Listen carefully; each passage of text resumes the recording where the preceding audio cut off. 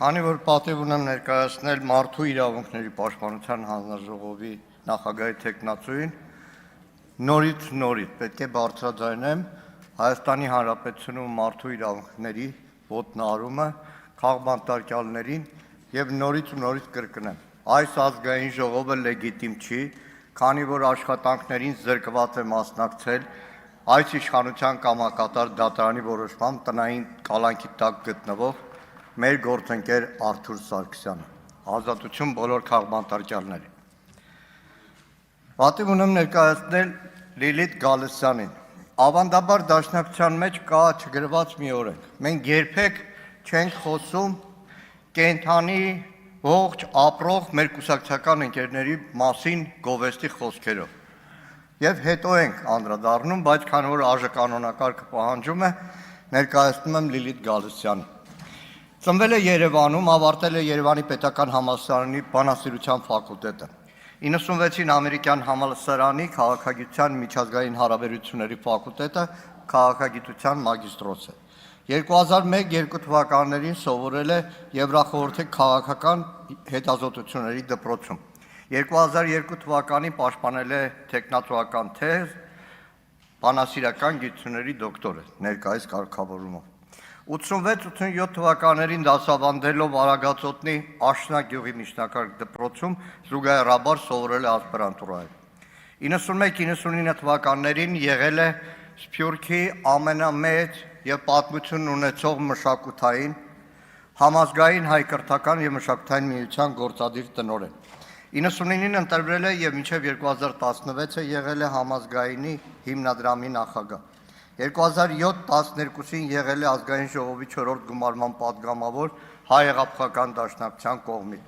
ազգային ժողովի գիտության, կրթության, երիտասարդության, սպորտի հարցերի մշտական հանձնաժողովի անդամ, եղել է ԵԱՀԿ խորհրդարանական վեաժողովի Հայաստանի պատվիրակության անդամ,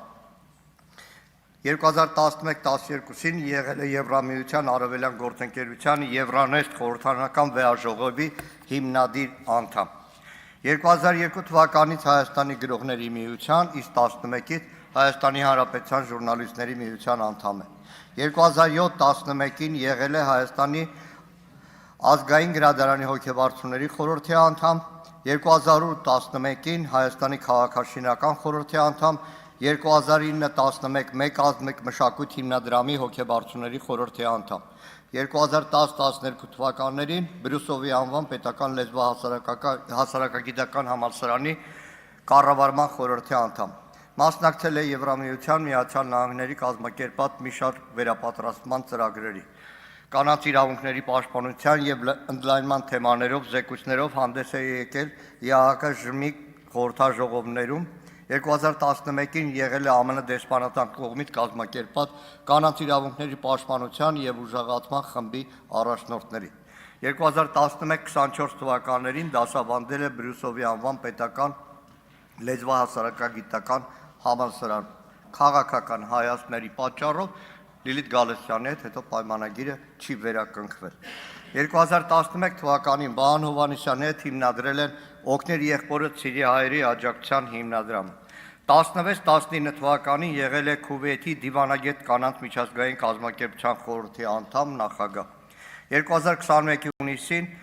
20-ին ազգային ժողովի պատգամավոր ընտրվել Հայաստան կուսակցությունների դաշինքի համապետական ընտրական ցուցակով։ Եղել է ԵԱՀԿ խորհրդարանական վեաժողովում Հայաստանի պատվիրակության անդամ, մարդու իրավունքների եւ ժողովրդավարության հանձնաժողովի անդամ, 2024-ին ընտրվել է ԵԱՀԿ խորհրդարանական վեաժողովի սոցիալիստների եւ սոցիալ-դեմոկրատների խմբակցության փոխնախագահ։ Հեղինակ է մի քանի տասնյակ գիտական, քաղաքական, հրապարակախոսական հոդվածների, որոնք տպագրվել են տեղական եւ օտար մամուլում։ Հեղինակել է գրական, թարգմանական 4 ժողովածու։ Կանադական գրականությունից լավագույն թարգմանության համար արժանացել է Կանադայի դեսպանատան մրցանակին։ Կազմել, խմբագրել եւ հրատարակել է Համաստեղի, Նիկոլ Աղբալյանին, Լևոն Շանթին, ժամանակակից հայոց խնդիրների նվիրված գիտաժողովների նյութերը, ինչպես նաեւ 18-33 արդի հայ արձակ, 18-33 արդի հայ պոեզիա գրական անթոլոգիաները։ Հանուն հայի հարատևման գրական մրցանակաբաշխության նախաձեռնողն է, նրա կազմության խմբագրությամբ 25-26 թվականներին լույս են տեսել համանուն գրական ժողովածուներ։ Լիլիթ Գալստյանը 2010 թվականներին լինելով ազգային ժողովի պատգամավոր հայ հեղափոխական դաշնակցության խմբակցության կազմում, ազգային ժողովում եւ ազգային ժողովի դալիճից դուրս ակտիվ պայքար է մղել Հայաստանում ռուսալեզու դպրոցների վերաբացման կառավարության բերած օրենսդրական նախաձեռնության դեմ, որը փառքաստո հաջողությամբ պսակվել։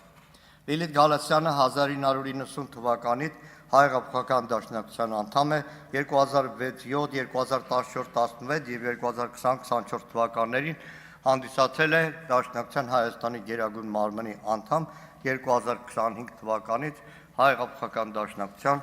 բյուրոյի անդամ է։ Իրականում ինձ համար մի քիչ շատ ավելի դժվար է խոսել, որովհետև Լիլիթ Գալստյանի հետ ծանոթ եմ եղել դեռ 90 թվականից, երբ որ երկուսս էլ նոր անդամագրում ենք դեռ Հայաստանում իր գործունեությունից բացահայտած հայ հեղափոխական դաշնակցության շարքերը եւ անցնող 36 տարին հավատարիմ մնացել ենք դաշնակցության անդամ։ Լիլիթ Գալստյանը իրականում շատ կարճ բնութագրեմ իր բնավորությամբ, իր ներաշխարհով